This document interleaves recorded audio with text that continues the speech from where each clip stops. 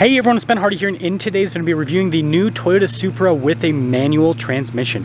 Before we get in this video though, as always, if you want to save time and money the next time you purchase a car, link to my car buying guide in the description down below. Let's get into it.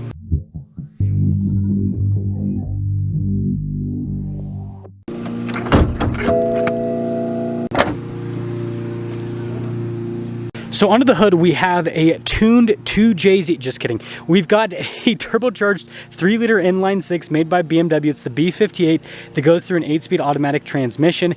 Power outputs are 382 horsepower and then 368 pound-feet of torque with fuel economy being 19 around town and then 27 on the highway. Now, before we go over the front end, I do want to mention, if you want to see more videos just like this, then I recommend you subscribe because I post content every single day. So starting with the hood that is absolutely enormous. You guys can see it's very blue, but notice we got some fake venting there in the corners and that's about it. And then coming down below, we've got the new Supra's now iconic headlights, which look absolutely fantastic, especially with the daytime ring light that kind of trails off there to the side. More fake venting here on the front end, and then you guys can see with the rest of the bottom house kind of all blacked out, and then of course Toyota badge in the center. Now, despite all of the fake vents, I still love the looks of the new Supra. Coming around the side here, our tire wheel setup is 255, 35, 19 in the front, and then 275, 35, 19 in the rear. And you guys can see with the wheels, we got a satin finish on them. I think that looks great. And well, the brake caliper was red, but you know, all the other car journalists that have had this have put quite a bit of brake dust on it. Now right here you can see just how massive the hood is, and then notice that the mirror caps are blacked out. The sun is just killing the camera focus here. More fake venting there on the side. You can see the side skirt action as well, and then we have the massive gas cap cover. And here's your full side view of the Supra, again with the body lines. It is just gorgeous. Now here's a quick look at the key fob. We have our unlock function or lock function, the opening here for the hatch, and then the Toyota logo on the back. And when I say hatch, I mean hatch. This has quite a bit of cargo space here in the back end again, especially for being a small two-door, two-seat sports car. It's pretty dang practical. I just reviewed a Miata the other week, and this thing looks like a minivan compared to the Miata when it comes to storage space. Plunk. Anyways, you guys can see Toyota logo here, Supra logo as well, and then you got the taillights, which again, I'm a huge fan of these as well. GR badge down below, and then look at the exhaust tips, they're so aggressive. And then you have the reverse light that looks like a rain light with a race car, which is really cool. Parking sensors as well. And putting it all together, I really don't think that the new Supra has a bad angle. And the cool thing is there's so much aftermarket support now that you can make this look even crazier. Now taking a look at the front door panel, you guys can see it's soft touch all over, and then down below we've got some nice stitching here on the armrest, and then piano black trim, of course. Window controls, mirror adjustments, the mirrors do power fold in, and they have blind spot monitoring. And then here are the seats, really nice trim you can see with all the stitching. You do have your memory seat function, power adjustments there on the side. And then we of course have the 3-pedal layout, all of our light controls as well.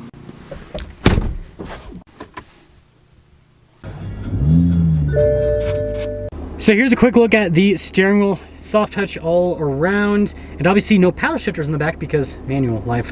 We do have cruise control. We've got your phone controls, voice command controls as well, regular stocks there on the back. And then we have the Supra's gauge cluster that has little lines for the fuel and for the temperature, which is always interesting. And then you do have the sport mode, which is pretty cool how it makes the gauge cluster look a little bit more aggressive.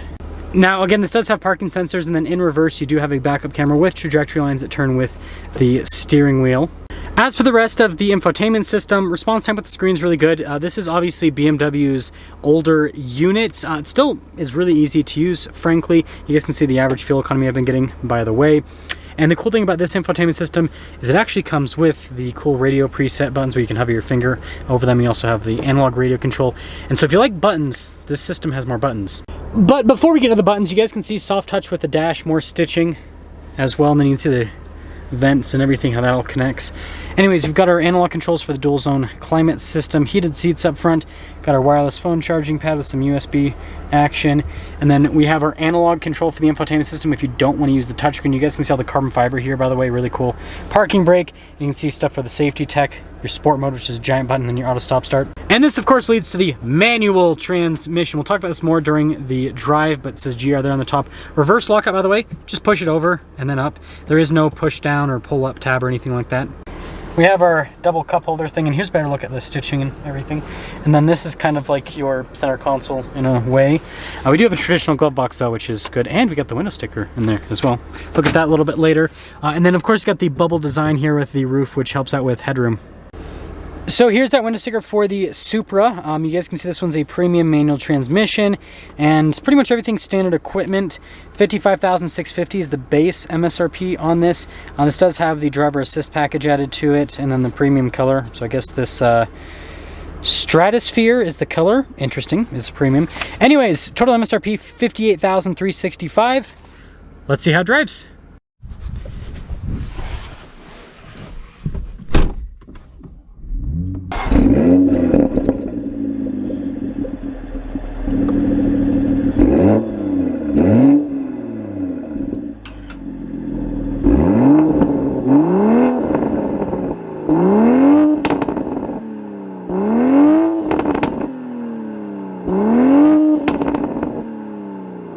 Well, let's talk about visibility before we set off. Here's your visibility over the hood, both the mirrors, do a blind spot monitoring, and throughout the rest of the rear, which is, yeah, not a lot of visibility. Anyways, let's set off. Setting off in the manual Supra. I've been living with this for the last week, and sorry, my button keeps hitting up again. Let me fix that. I was gonna say my button keeps hitting up against that.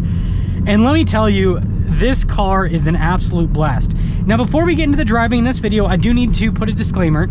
This video is not going to contain the most exciting driving on the planet, and that's because I'm saving that for a comparison video between this and my Shelby GT350. So if you're not subscribed to the channel, that is another reason to subscribe to the channel, because I'm going to have a comparison between this and my Shelby GT350, which it'll be fun because it's going to be like a twisty canyon road and all of that fun stuff. But anyways, as it stands, I cannot see past this truck whatsoever. Oh my gosh. Okay. As it stands, the Supra is so much fun. I mean, here's an acceleration. It struggles to put down the power, that is for sure. Like when you're all out, it is like you grip, like you're white knuckling the steering wheel, and then with your one hand and then the other hand you're obviously shifting the gears. It's one of those cars that, like, it's super rare in today's world that it's just unhinged in a way. And that's what makes it so much fun to drive. And again, that's with traction control on. When you turn traction control off, it gets even crazier, believe it or not. Now, you guys are probably noticing I'm rev match downshifting perfectly. Just kidding. It has auto rev match, which is, you know, an annoying feature to some people, but for me, with the daily driving I do, it makes it nice, especially when you're in stop and go traffic. Let me tell you, not having to heel toe a bunch of times in stop and go is so nice. But yeah, this car drives really well. It's got comfortable suspension, so you can daily drive it. But and you guys will see up here that, you know, little bit of a handling test, not the best. The handling test will be with the GT350 comparison video, but it handles really well. And you know, obviously, like, I do a lot of highway commutes, and this thing, just like most, it's obviously a Toyota, but it's also a BMW. Like most German cars, it's really good at higher speeds. It's just so stable, and that makes it so much fun. And I mean, this thing you can just, and it rotates so well. It's so fun. And the back end just wants to, like, kick out. It's such a blast to drive. It's so crazy how different this is from the new Nissan Z. The new Nissan Z is so proper. Like, it has a very quiet exhaust. It's really comfortable with suspension, almost like on the borderline of being a luxury car. And it does not spin the tires whatsoever. Like, it's just like calm. This thing, like I said, it's completely different. It's unhinged. So, to sum things up for this review with the manual Supra, in my opinion, based off of all of the cars that I've driven this year, I've driven the new Integra Type S, which is the same as the Honda Civic Type R. I've reviewed the GR Corolla, even Canyon Roads as well. Toyota 86, Mazda Miata, Nissan Z. I reviewed even some Porsches this year now as well. And here's what I have to say. Definitely under, I mean, if you can get this one stickers for less than $60,000, definitely under $60,000, no competition. But I'd say even under $100,000, it's hard to compete with this manual Supra. Another one that people might wonder is like the C8 Corvette. this manual Supra is way more fun than the C8 Corvette, because the C8 you can't get with the manual. And again, the C8 Corvette is so clinical, just like the Nissan Z, where it's just comfortable. It doesn't get out, it doesn't like step out or anything. Whereas this actually has like some excitement to it. But let me know your thoughts on the manual Supra. But if I were like hell-bent on buying a brand new car, like I wasn't open to buying a used sports car at all, it had to be brand new, this manual Supra would be the one out of the bunch in today's market, because it's such a blast.